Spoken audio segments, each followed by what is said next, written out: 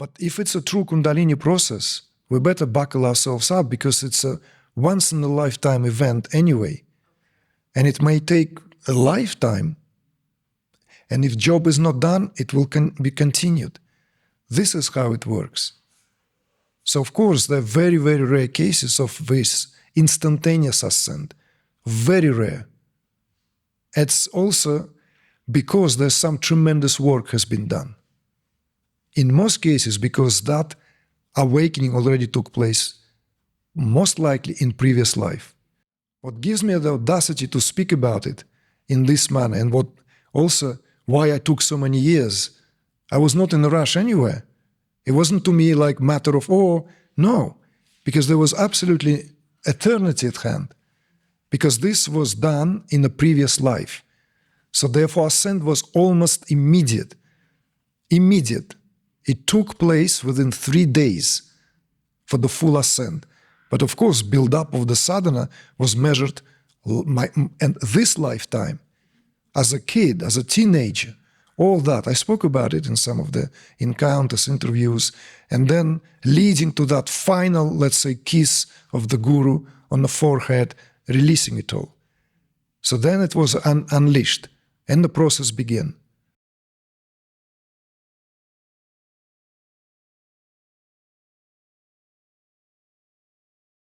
For a full and true Kundalini rising, does that only happen once in a person's life? Or is that something that can happen more than once? Is my question.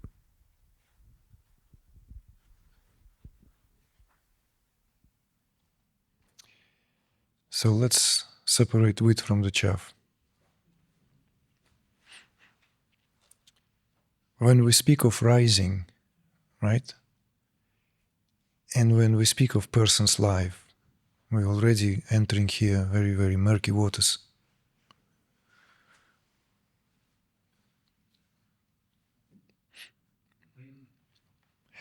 Why are they murky? Because a reference point here remains to be individual's life, and then Kundalini. Whereas what is properly spoken is individual life is due to Kundalini. So Kundalini, properly understood, traditionally speaking, is what's in charge of our individuality. Carl Jung came close to that in terms of his intellectual meanderings. Obviously, he was not a practitioner, let alone an adept. He dabbed with Tantra, but we're grateful for that, because he enriched the field of psychology beyond its time. His relevance still could be considered today, and in some circles holds a great, held in great admiration, respect, and reverence, right? But obviously, that wasn't enough. In terms of the process itself, Kundalini can rise, right, to higher cortexes as many times as it would, and it would do that, as many times as it need to. In fact, once Kundalini has traversed that journey, then it would do whatever it pleases, because it is not really individual affair anymore. Even if when all the, let's say, dust settles, as it were, when all the fireworks subside, when everything kind of like, let's say, get into the phase of return, you, I presume, did not take Kundalini course. You did? So then you might remember the phases, right? Describe them meticulously, phases, the main phases. We narrowed it down. We spoke about them in clinical terms and in classical terms. We paid tribute how tradition views that, and we also acknowledge how it is described in terms of clinical studies based on people's direct experiences. And Kundalini, full process, it's still deemed to be very rare, right? At some point, it became very tiring, so we had to now call spade a spade And if you remember, a couple of years ago, I've introduced the term pranotana, right? Because before I simply referred to it as heightened pranic activity. And a lot of people came up after that, like some were disillusioned, others disappointed, but many were grateful because it kind of adjusted a lot, right? Because, gosh, I was thinking I was confirmed by others that I had a full-blown Kundalini, this and that, but I'm not better off in any, when all that subsided, I'm finding myself back in not quite square one, but I can't call myself enlightened. And those were very helpful, I would say, honest feedback. So this is why when we speak of Kundalini process, as a process, it's once in a lifetime, one-offs, as a process. You see, as a one ascent. Okay, so only one time it happens the full Yes. thing. Okay. It's only one rising, because what it does, it completes this in terms of the fullness of its ascent. With that being said, Kundalini can rise to higher cortexes by traversing, let's say, shafts which does not lead to any emancipation, liberation, what have you. For example, if you remember the Vajra Nadi, which is within the Sushumna, so kind of sound legitimate, but it doesn't lead beyond the plateau. It doesn't go beyond the Lalana chakra, of which I spoke just recently. This video will be released. To someone asked that question, I call it Talu in Kundalini course. We call it Talu, right? If you look at the skull in that segment where the skull sits on a spine, right? That's that point where the skull literally attached to the very first vertebrae, right? Corresponds to that place, talu, palate, okay? Palate. And this palate is beneath the plateau. And that palate, or also referred to as Lalana chakra, it's a secondary, subsidiary chakra, which belongs to the 12th chakra system, not 6 or 7 chakra system. Sahasrara, as you remember, in the course was addressed not as a chakra, because chakra is the wheel. Sahasrara is no longer a wheel. Sahasrara does not rotate. It does not move in frequencies as all other chakras, right? It's a totally, but automatically it is called chakra simply for the kind of like, I don't know, maybe that's how it flew off someone's lips and then it stuck. But in the traditional text, it's called Shat Chakra Nirupana, of which we also speak in the Kundalini. Shat means 6, Shat Chakra Nirupana. So traditionally there are 6 psychic centers, 6 points, right, which are all corresponding to the wheels of energy. Now, Kashmir Shaivism deals with 6 of them altogether, including that of what stands for, in traditional yoga, in Hatha yoga lineage tradition, as Sahasrara. In Kashmir Shaivism, if you remember, it's referred to as Brahmarandra, the doorway to Brahman, right? Brahmarandra, the opening into Brahman, literally doorway to Brahman. So Kundalini will ascend as many times as it will require until the full ascent into the Brahmarandra. So, for example, in the aforementioned Vajra Nadi, which is within the Sushumna, whenever there is some arousal takes place, when we are sexually aroused, both women and men, in that moment that chakra is activated. And in the moment of orgasm, both female and male experience the immediate rise of prana through the pathway known as Vajra Nadi, all the way, but just below the plateau. And yet it brings this, let's say, sensations and experiences of which, some people say like, kind of like lights, right?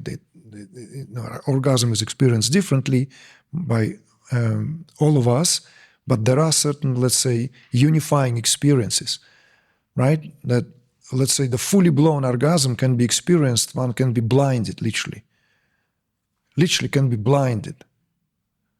And when we were boys, I don't know how it is here, but when in my teenage, like our parents used to, don't do it too much, you're going to get blind, you're going to leave you blind. I thought, why? That feels so good. Why is it, what's so blind about it, right? So, but that's the activity, you see, so it goes all the way. It touches the cortexes, but doesn't quite do the job. Likewise, in all those risings where the entrance to Brahmarandra is not, let's say, given access to. So, in somewhere also we started to speak about the importance of how in our day and age, because our psychic centers are so clogged, it's like it's clogged to the unbelievable level because the amount of information. And therefore, ascent of Kundalini today, in my experience of working with others, is very stagely process. In many cases, it goes haywires, deviates from the Sushumna, it goes subsidiary channels. Not subsidiary chakras that we spoke about, like Lalana, but subsidiary channels through Saraswati or Lakshmi, right? Which basically known as in Kundalini Yoga, for instance, not Kundalini Yoga of the Yogi Bhajan, sorry, in the Kundalini Yoga of the Patanjali system, right? It's known and expressed by the late, because she passed away, passed on, Joanne Harrigan, who was notorious on the process of Kundalini. She was initiated by Indian master and taught by him. We came very close meeting between us. Actually, meeting between myself and the master was supposedly arranged in Dallas, in Texas, right? Dallas. At the time when the Ebola, remember the Ebola, who is old enough to remember the Ebola outbreak? It was exactly in Dallas. The airport was shut down. And we had a retreat planned there. And that meeting, that's why we thought we combined. It didn't happen because that was that master's last visit to the United States. And then second time, arrangement was made for us to meet between myself and Joanne Harrigan, and she got cancer. Anyway, she would have been a lady to talk about this because she was initiated into these intricacies of pathways. So in her system, they called it motorcycle ride and a dirty road, a dirt road, okay? Like literally slanging it, like giving it, because that's what it feels like, It doesn't feel at all as that smooth rising, elevator-like, It's really, really bypasses chakras, re-enters chakras, then shoots up, and then descends down with a tremendous dissipation of energy. See, so this is why so many awakenings are accompanied by exhaustion, eventually, of the endocrine system. And some awakenings gone astray because people do not understand what happened, and then being somehow gathered information through second sources that, they are now awakened, that's it, that's done, job's done. And derails people there and then. But to your question, it's a lifetime event in terms of full rising. But Kundalini will rise as many times as it needs to complete the journey. So, for example, it may rise to a higher cortex, it may go, let's say, shoot straight to the ajna, right? The point of command. And by doing that, it will do both, a kind of service and disservice. Because one would be given immediate, let's say, we play with the language, not just an ego POV, almost God POV on oneself, whilst at the very same time all the stuff that needs to be dealt with would need to be painstakingly dealt with and revisited. So therefore, is it good? It depends on psychological setup of an individual. You see, if they're already slightly in their head, right, swelled somewhere in the wrong departments, there would be a propensity to install themselves as teachers there and then. You see, because that experience opens up. But it's not full realization by any token, by any mean whatsoever. So therefore, steady progress is actually better, even if it feels slower and less spectacular. Because then each psychic center has the chance to be activated, and activation means accompanied by the release of the psychic information each center contains. That's what makes it into a center. This is a conglomerate of the accumulation of the type of energy which is associated with a particular element, and list goes on, right? Particular deity, particular divinity, particular functioning, all that. And of course, because of that, this is where psychic matter, psychic debris, material is accumulated. So someone may have more of that at a particular chakra and less in another chakra. So that's why we observe how awakenings differ. In someone, they encounter, let's say, these challenges. Others encounter those kind of challenges. And it will all be with regard to what center is reached and what kind of material begins to get released. But if it's a true Kundalini process, we better buckle ourselves up, because it's a once-in-a-lifetime event anyway. And it may take a lifetime. And if job is not done, it will be continued. This is how it works. So, of course, there are very, very rare cases of this instantaneous ascent. Very rare. It's also because there's some tremendous work has been done. In most cases, because that awakening already took place, most likely in previous life. So the knowledge that is contained in that, what is guarded, by the way, Ketu, right? The south node, lunar node. That is where that information is. It's not obviously available, but it's contained there. One knows. One is born with that knowledge. You see?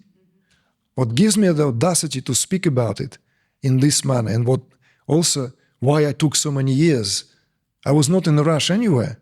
It wasn't to me like matter of, no, because there was absolutely eternity at hand, because this was done in a previous life. So therefore, ascent was almost immediate. Immediate. It took place within 3 days for the full ascent. But of course, build-up of the sadhana was measured and this lifetime, as a kid, as a teenager, all that. I spoke about it in some of the encounters, interviews, and then leading to that final, let's say, kiss of the guru on the forehead, releasing it all. So then it was unleashed, and the process began. So when I took that, let's say, when it happened, of course, it was very humbling to read post factum some of the autobiographies. You see? It was very humbling. You know that it was Chitrini rising, which embeds one with the innate knowledge of Kundalini itself. Remember this, right? If you remember, if you have a good memory, right? Más o menos, right? The highest, Brahma Nadi, right? There's Chitrini Nadi, right? Then goes Vajra Nadi, which is not deflected, which is false, right? That doesn't go all the way up. And then just Sushumna within the Sushumna, and then those that are totally undesirable, right? Those that are on the side, outside of. So altogether 6 pathways. So, yeah, that's where we are, in effectively speaking, you see? And how would you know if it's one of the higher ones? So If it's Brahman, goes through the No, but maybe the second one you mentioned, or Chitrini. the one after that. Yeah. And is a full Kundalini rising also similar to what you mentioned with the Samavesha, the piercing of the individual consciousness? I think you mentioned something about like the ascent with the Samavesha, if that makes sense. Is that a similar thing? No, Okay. that's not. Okay. This one can have access to higher states of consciousness without Kundalini being awakened. Okay. So, for example, in the early years of Maharishi Mahesh Yogi's teaching, as he embarked on his world travels, and he circled the world 4 times, right? Consecutive full, like all around the globe journeys. In his first one, before he left India, all his discourses contained discourses on Kundalini, and they're very rare. Maharishi Mahesh Yogi is the founder of Transcendental Meditation, for those of you who are not aware. He is maybe less known now among the younger generation, but if we go back to, let's say, we just had this conversation just yesterday, I think, when I remarked that how times have changed. Like if we were to talk about meditation and someone's background, just 30 years ago, let's say go back to the 90s, 30% of any audience would have TM as their background. Transcendental meditation will be their entrance into meditation, because that's how popular it was. Then other spiritual, of course, it shares, but 30% is huge, right? Compared to there's so many movements have been. So in the TM movement, for instance, there was this kind of a strange bias entered that Maharishi never spoke about Kundalini, because those lectures, those discourses, those, let's say, darshans were not available. They're not available. I have that all on a recording now, all of them, because this was assembled meticulously by the man of extraordinary stature. He managed to assemble every single lecture or a discourse Maharishi gave. At some point, he was Maharishi's personal assistant for many years. Okay? So those lectures were not widely available at all.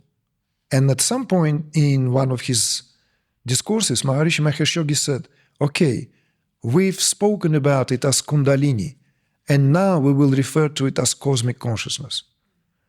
And everyone who was or somehow gone through the TM knows cosmic consciousness is spoken all the time. Cosmic consciousness, right, in the system that Maharishi outlined, 7 states of consciousness. We have a video out there, maybe not one.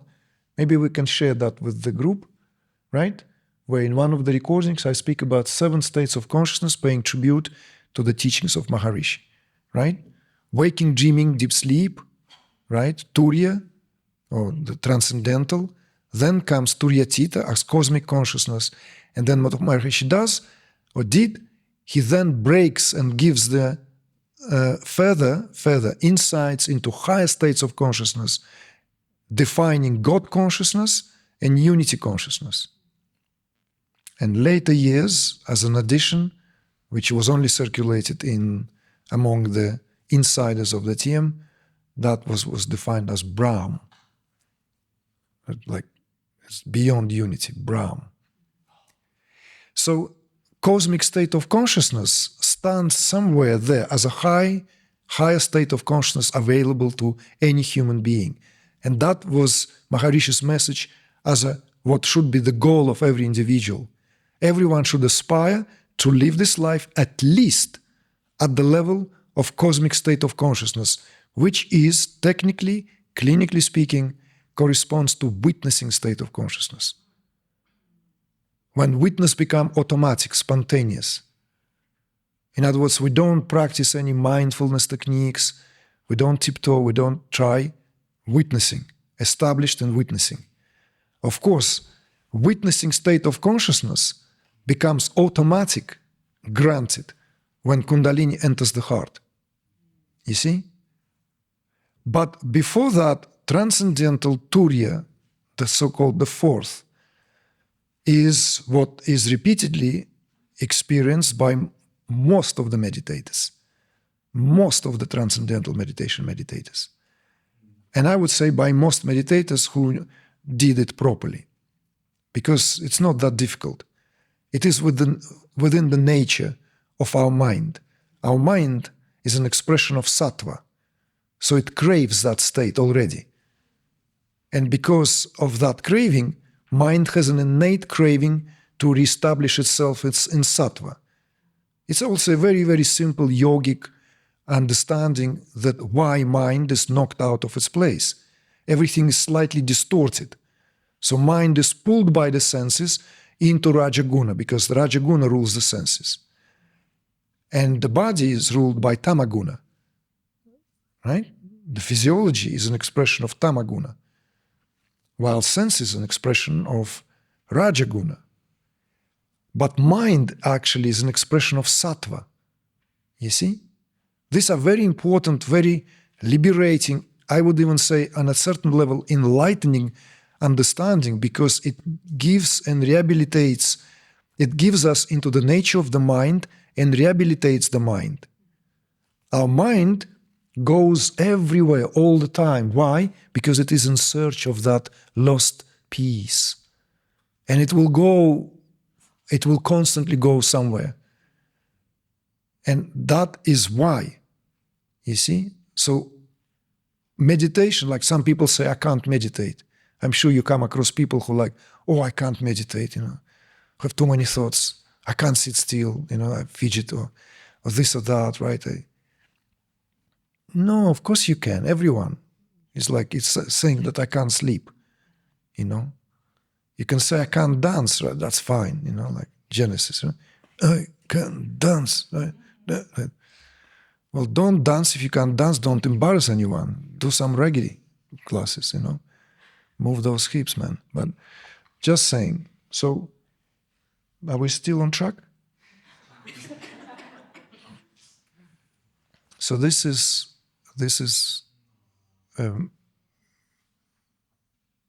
how do you know? It's like to leave speculation asunder. Chitrini rising is not accompanied by piercing of the granthis. See? Whereas Kundalini rising, let's say Kundalini within the Sushumna. So that Kundalini rising known as Sushumna rising. You may want to go back and revisit that particular part. It will become clear, because emphasis of that delivery, the discourse, precisely to distinguish which rising distinguished by what. Like in the highest rising, there are no experiences. It's like you enter the elevator, and like not even the glass elevator, no windows. It's just nothing to write home about. See? In a way, this kind of risings are so rare, and a kind of almost they don't do much, because these people cannot, these beings rather, cannot relate to sadhakas. They didn't go through sadhana. You understand? It's like, it's just that. Or that, if you prefer. Then comes Chitrini. Chitrini is still streamlined rising, and it does not get abstracted by the knots in respective centers, starting with the knot at the base, not at the heart, and not at the command center. It just goes through. It goes through. You see? So, whereas when Kundalini follows the Sushumna rising, actually Sushumna in Sushumna, right? That Sushumna rising, then that's yogic rising. That's what someone like Swami Muktananda went through. If you read spiritual autobiography, have you read it? No? Anyone read here spiritual autobiography of Swami Muktananda? Chit Vilas, Play of Consciousness? Okay, good. So that's what Sushumna rising is described there, right? That, going through like all these experiences of different worlds corresponding to chakras, that all the piercing of the granthis. So, and it's also what will give one the wealth of that information, wealth of that experience to relate. In Chitrini rising, that knowledge is spontaneous. It's simply revealed within. One will put one's attention on something particular and one will be given access to it. One will be given access to understand that, understand the nature of that, if one wants to. You see? Everything else is speculation. How do you know? If you went through Chitrini rising, you would know, because that's what Chitrini Nadi characterized. Sushumna rising, this yogic rising, is very rare nowadays. Very rare. Very rare. People boast that they have this, this and that, and with Kundalini process. And because, yes, there is definitely acceleration, and there's an activation of the field itself, which leads to the greater activation of pranic forces. So that is being observed a lot. We see that. There is definitely, it's like on a level of, exponential rising. As the cases, right? We just you constantly hear people given or not given to spiritual practice. It doesn't matter. It just happens by itself. Yeah. And of course, those who dab with any conscience-altering substances, there you go. There you have it. So, and the reason why I ask is because, so this already happened quite a few years back, but what you mentioned with the Sushumna rising, what I remember is it was that and then the two others at the same time, and it went. So I never really, even watching the Kundalini course, I was trying to make sense of what it all was. So yeah,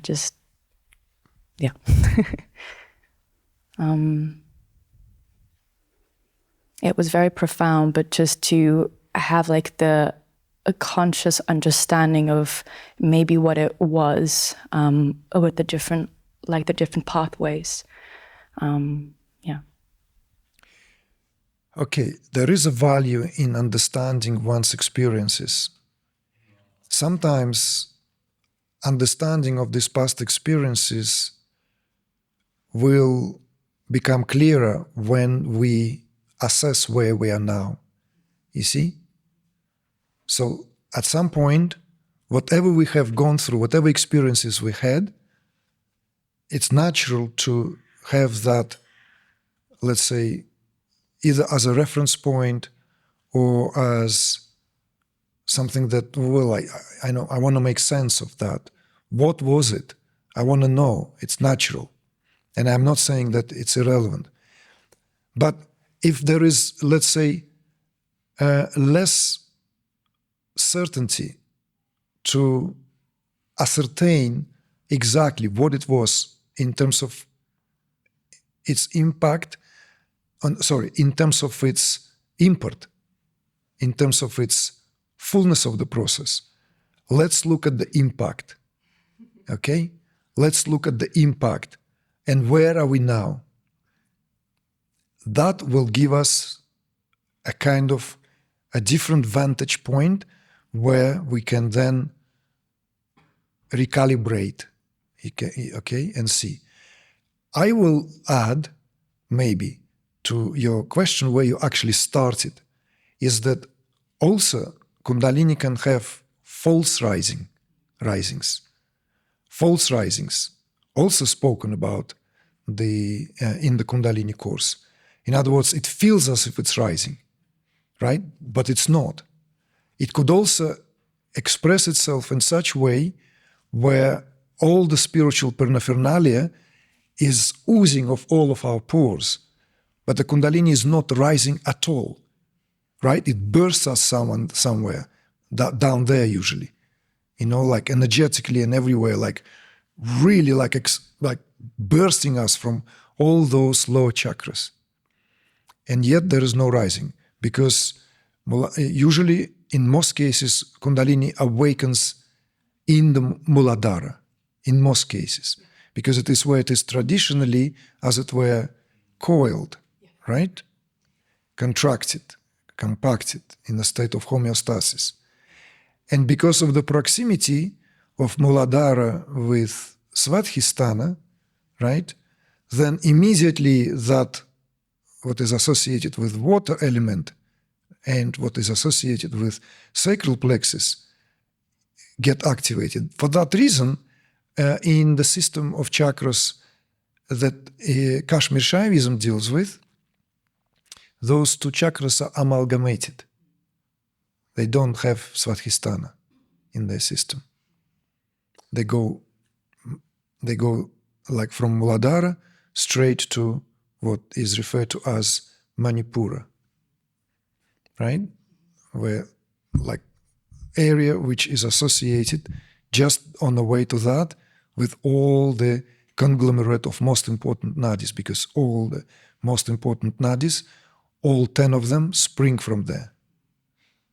All, including the Ida and Pingala, right? The Luna and the Solar, that is active all the time, alternating its activity, right? Because this is where sympathetic, parasympathetic nervous system, left and right hemispheres of the brain, the cooling and the heating, right? How it is corresponding to the breathing through respective nostrils. So, in some cases, these awakenings can go, as it were, calm down, right? Someone has go through that and it's just, well, I went through that, and then it surprises people later on in life. Sometimes people feel that it actually could happen. And that also, like, I've had this experience, but I somehow feel, I'm like coming to like getting ripe for another event in my life. And so that also would, if it's not proper understood, then someone would think that they already had one rising, and then, where is that coming from? Why am I now experiencing that? And it can be decades apart easily. I had people come into this work in their real mature years, well into their 70s, sometimes 80s, where they were awakened in their youth when they were with the masters, only to go through that, let's call it reawakening, reactivation. So this is why maybe the best would be to assess where you are right now, in your experiences, understanding, and everything. And that will give you insights.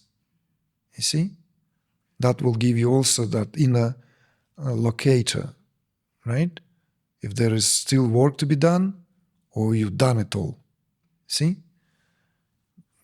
I simply suggest, I don't insist. It's our first encounter like this, so I don't want to kind of like come across as wielding some kind of weight here. But more likely, if you are here, that there is some propensity that brought you here, right? Like, I know it sounds unfair, like I don't go to retreats. Neither do I. Well, like... Yeah. Which is why, but I... No, but don't rush, neither do I, because what I said, I mean it. But you're here, right? You're here. Sally Kempton, whom I knew, and late Sally Kempton, used to go to the retreats. See? And she was with Swami Muktananda as his shadow. So I wouldn't be that quick, She considered herself work in progress well until her last breath. I have great respect for that lady. She meant business. She's the only one who spoke at those, at the time, conferential spaces where everyone was enamored with non-duality. The only one who would utter the term Shakti back in the days. Just saying. Mm-hmm. I've come here because throughout all of my process, you've been the only person that's been able to sort of put it into words, things that I couldn't explain myself. So that's why I've come to you. Yeah. All right. So if you want me to pat myself on the shoulder, yes, I can teach you teachers out there right now, this very moment, But would they respond? No, they wouldn't. No, because we don't live in the time. In the olden days, it was absolutely perfectly fine because there was a different understanding. Unfortunately, this bag of I know it all, I'm like, this is it, I'm riding my own horse, is there. There's no humility whatsoever, and no acknowledgement either, right? But it does not give me pleasure, even if I can easily be called master's master. So when we have our master training program, if you want to, let's say, qualify, you would still have to go through some preliminary stages, because just by saying that you resonate with what is saying, with how this, let's say, certain concepts can be given a form, because they are given a form. It's art in itself. Speaking about unspeakable, right? You should know about that. If you know a thing or two about the power of speech, it's a power of manifestation. If you can make your words come true, how can you do that? You can only do that if you have mastered the power of speech. You are established in truth. You have to be established in truth. That's how it works. And so that, let's say, in that, the 4 levels of speech, that's how it works, right? So in order to speak about this, what otherwise always belittled and flattened by the language, one needs to be anchored in that level where that arises in the first place. Otherwise, better left this alone. Otherwise, it's better to do something else, or do this, but in a different way. You see? So I'll leave you with that. And of course, you're welcome. As I said, it kind of should make me feel like chuffed, right? Great. Oh, it doesn't. It doesn't. It makes me, if anything, just like, all right, what? So what? Because so what? I still have to pay rent, right? Still have to square things, But it's interesting that that kind of resonance, you see, then if what you went through, and I'm not denying that for a moment. In fact, if I get to know you a little bit, I may be able to take the courage to reflect and confirm that. It's also within the scope of tradition. Indeed, you are that. In other words, confirming that that is what happened. And that, even if you feel fully with that, you cannot lie to yourself right now that that would not validate tremendously that what you went through. You see? Because this is relevant at all levels of life. Validating that what we know. Deep down we know, and then it was validated. Yeah. See? Of course, yeah. Exactly. So in the meantime, what I'm saying is that the mere fact that you were attracted to this, you see, in order to be able to relate to others, right? Another level of, it's like we're entering simply different level of learning, right? We can have all the experiences out there that set us free, but then comes, if I am placed in the position of service, how do I serve others? How do I make sense out of that in a sense of not violating, right? Not confusing, not... Yeah. So for that, you're very, very welcome. For that, I really, really feel privileged that this is not going to be just gone to waste. So many times, a lot of things that being said just rolls down people's heads into the earth. Thankfully, the earth so generous, takes a toll. Thank you so much. Thank you. Thank you.